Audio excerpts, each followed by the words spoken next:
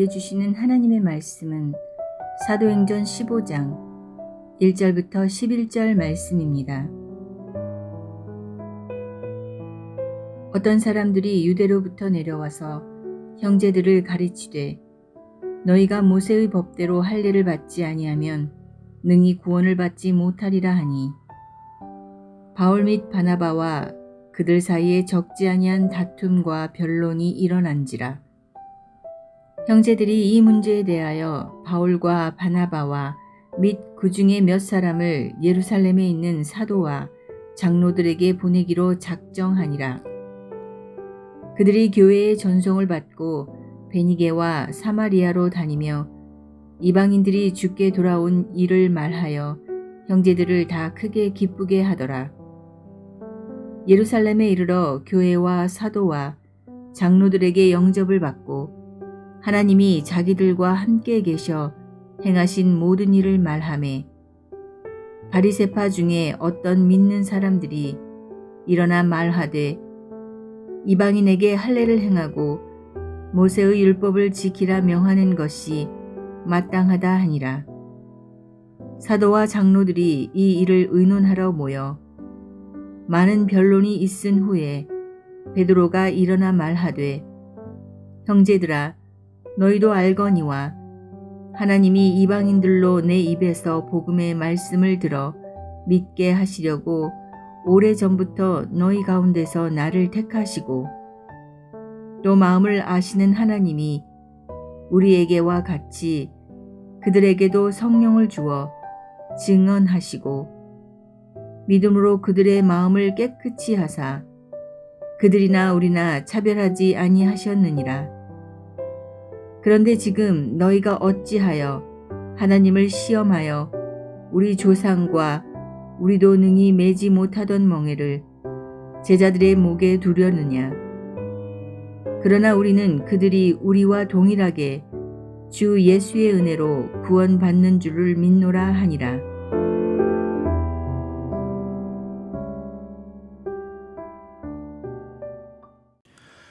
오늘 본문은 사도행전 14장에서 마무리되었던 1차 선교여행 후에 안디옥 교회에 닥친 새로운 위기를 기록합니다. 교회는 늘 이렇게 하나님의 역사가 흥황하면 흥황할수록 지속적이고 교묘한 사탄의 공격이 있다는 것을 보여줍니다. 이것은 우리의 개인의 신앙도 마찬가지입니다. 초대교회는 아무런 문제가 없었던 교회가 아니라 그 문제들을 사도와 성도들이 성령의 인도하신 가운데 극복해낸 교회였습니다. 아무 문제가 없는 교회는 역사일이 하나도 없었다는 것을 우리는 기억해야 합니다. 사도행전 3장 이후로 지속적으로 나타난 사탄의 공격은 크게 세 가지였습니다. 이것은 그때나 지금이나 동일합니다. 첫 번째는 외부적인 박해입니다. persecution. 두 번째는 내부적인 오염입니다. contamination. 이 내부적인 오염으로 아나니아와 삽비라 문제와 같은 깨끗함의 문제, 퓨리티의 문제와 예루살렘 교회 내에서 헬라파 과부들이 매일 구제에서 제외됨으로 인한 서로 간의 분열의 문제, 디비전입니다. 박해와 거룩의 문제와 분열의 문제, 이 세 가지는 늘 반복적으로 나타나는 사탄의 대표적인 공격이라고 할 수 있습니다. 이것은 비단 교회뿐만 아니라 여러분께서 어떤 비즈니스를 하시던 어떤 사역을 하시던 늘 만나게 되는 일들입니다. 가정 안에서도 만나는 일들입니다. 사탄은 이 세 가지를 가지고 인간을 허무는데 지금까지 아주 오랜 동안 모든 힘을 쏟아붓고 있습니다. 오늘 문제는 어떤 사람들이 유대로부터 내려와서 모세의 법대로 할례를 받지 아니하면 구원을 얻지 못한다. 이 말은 예수님의 십자가로는 구원이 충분치 않다라며 성도들을 미혹하는 것이었습니다. 오늘 본문의 첫 절인 사도행전 15장 1절을 보겠습니다. 어떤 사람들이 유대로부터 내려와서 형제들을 가르치되 너희가 모세의 법대로 할례를 받지 아니하면 능히 구원을 받지 못하리라 하니 바울과 바나바가 그것이 아님을 분명히 하며 그들과 논쟁을 합니다. 그러나 이것이 어느 몇 사람의 문제가 아님을 알게 됩니다. 그래서 안디옥 교회는 바울과 바나바 일행을 예루살렘으로 보내게 됩니다. 이것을 예루살렘에 있는 교회 리더들이 모여서 회의를 열도록 만든 것입니다. 그런데 그 리더들 가운데에 바리새파 출신들이 바울이 안디옥에서 만난 그들과 똑같은 말을 하는 것을 본 것입니다. 15장 아래에 있는 5절을 보겠습니다. 바리새파 중에 어떤 믿는 사람들이 일어나 말하되 이방인에게 할례를 행하고 모세의 율법을 지키라 명하는 것이 마땅하다 하니라. 이미 수천 아니 수만의 크리스찬들이 생겨나고 있었습니다. 그 안에는 바리새파 가운데 예수님을 영접한 그리스도인이 있었고 또한 사도계파 가운데 예수님을 영접한 그리스도인들도 있었습니다. 그들 가운데 문제는 예수님을 믿고 나서도 옛날에 자기의 관념과 습관과 생각을 버리지 못하는 심각한 사람들이 있었다는 데 있습니다. 갈라디아서 1장에 보면 저주 받아야 될 대상으로 이방신을 섬기는 자들이 나옵니다. 우상 숭배자들을 우리가 이돌로라고 부릅니다. 그런데 저주 받아야 할 대상으로 율법주의자도 나옵니다. 그 표현을 주데이저라고 부르는데 이 표현은 유대화 시킨다라는 뜻입니다. 이들은 예수님의 복음을 유대교의 발전된 형태, 즉 유대교의 한 분파로 이해하려고 했습니다. 이것은 복음을 너무나 잔인하게 곡해하는 우상 숭배만큼 악한 죄인 것입니다. 이들은 이방인들이 그리스도인이 되기 위해서는 유대인이 되고 난 다음에 그 다음에 그리스도인이 될 수 있다라고 가르쳤습니다. 유대인이 되는 방법은 세 가지가 있었습니다. 첫째, 안식일을 지켜야 되고, 둘째, 음식에 대한 규례를 지켜야 하며, 세 번째는 남자일 경우 반드시 할례를 받아야 했습니다. 이 세 가지를 지키지 않으면 유대인이 되지를 못하는 것입니다.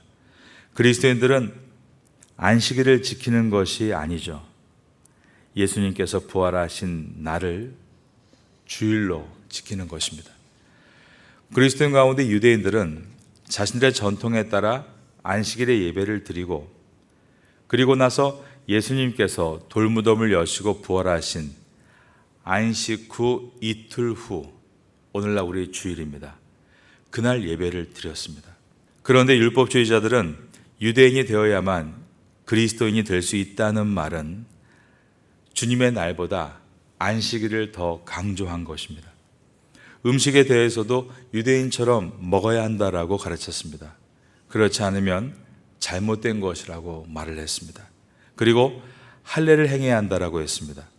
오늘 본문 1절에 어떤 사람들이 유대로부터 내려와서 너희들을 가르치되 너희가 모세의 법대로 할례를 받지 아니하면 능히 구원을 받지 못하리라. 이 말 속에는 할례의 문제, 음식의 문제, 안식일의 문제가 다 들어가 있는 것입니다. 다시 율법주의로 돌아가게 만들려는 심각한 생각이 이 속에 들어 있었습니다. 세븐데이 처치, 제7일 안식일교가 있습니다. 우리나라에서 이단으로 규정된 교단입니다.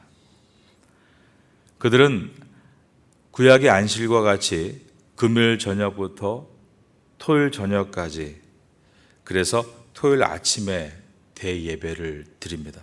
사람들은 안식교 하면 토요일에 예배를 드리는 사람들, 채소만 먹는 사람들이라고 알고 있습니다.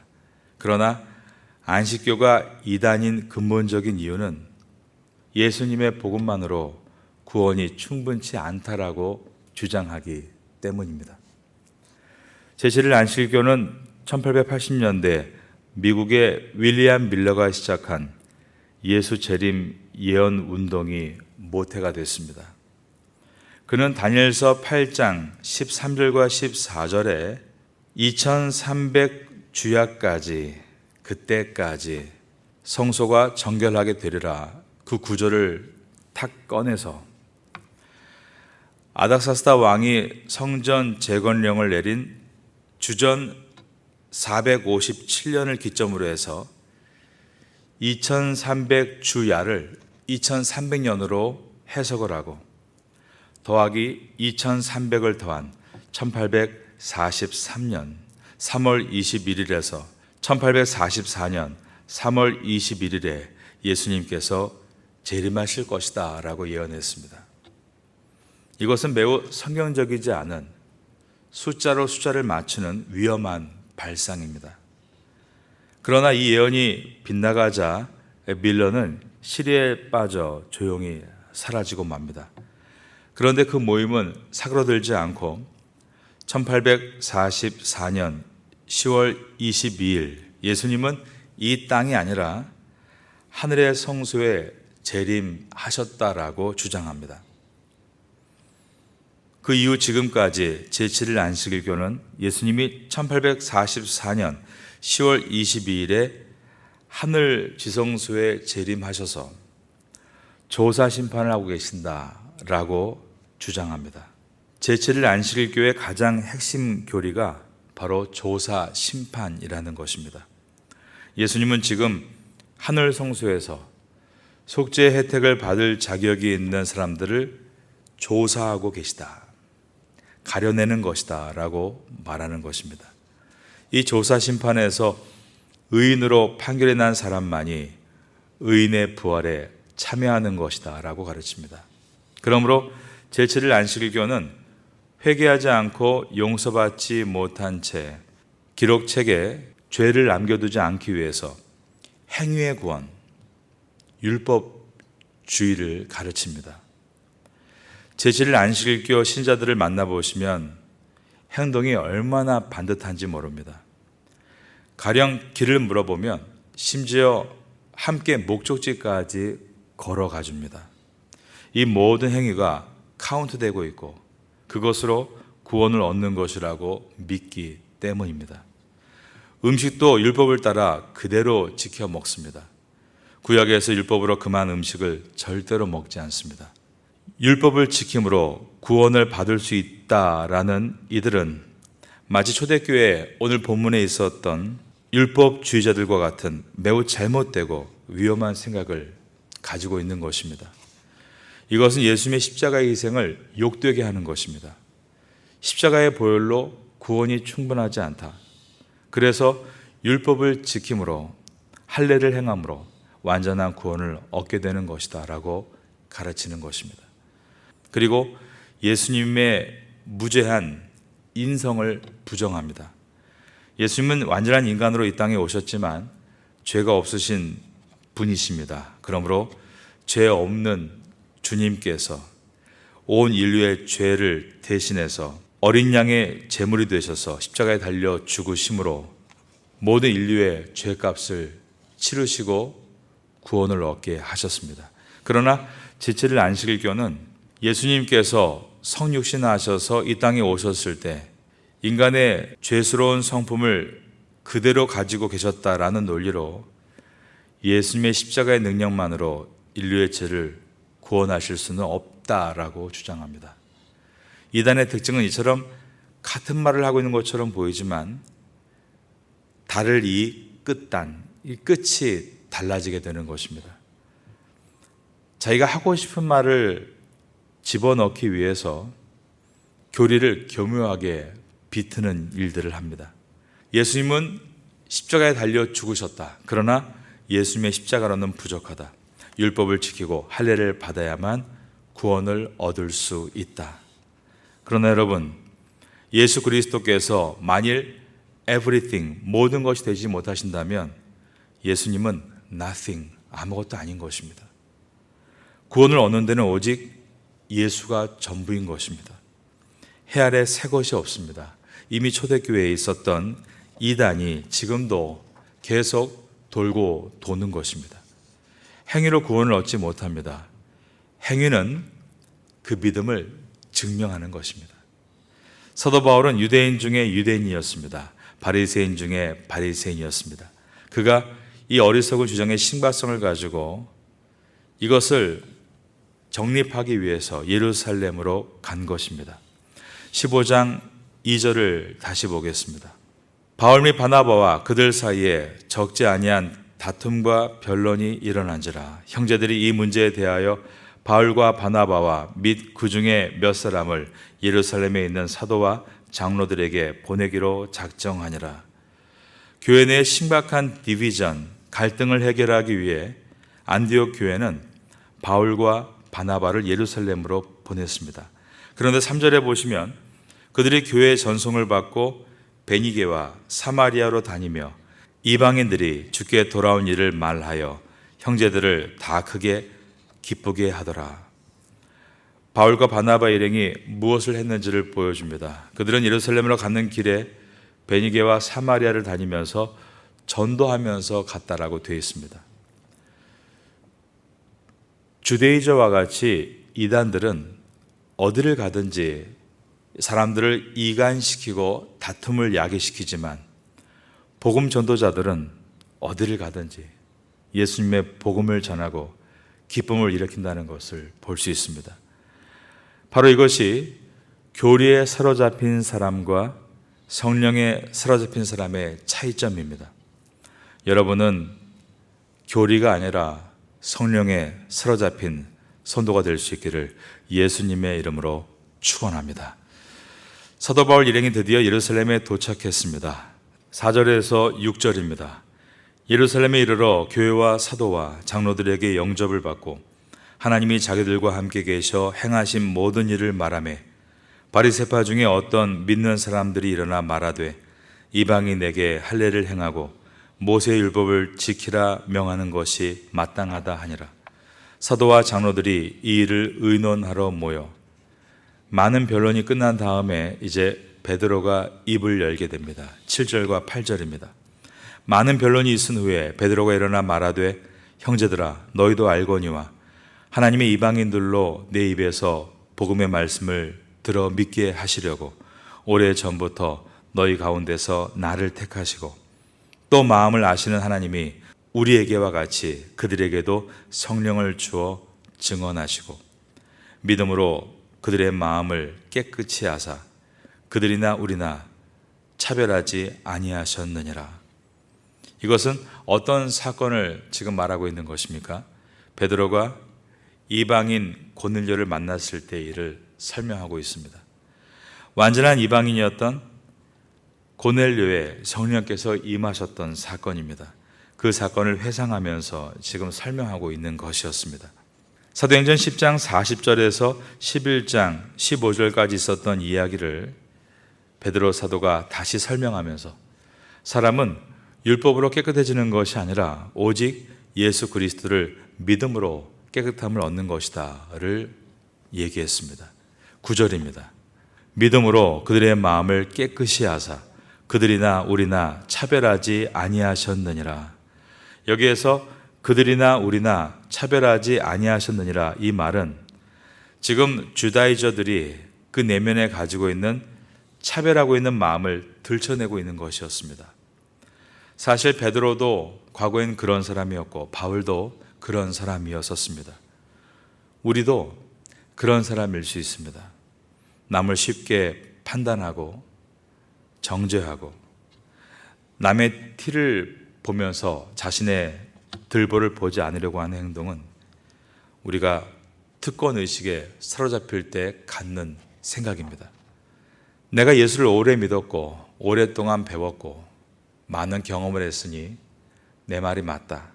그는 틀리다라는 생각은 매우 위험한 발상입니다.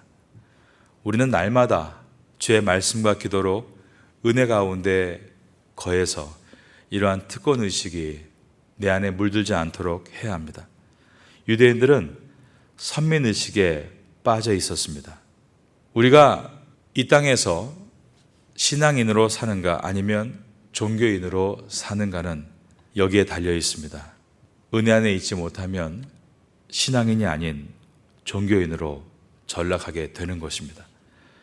내가 믿음으로 구원 받았는가?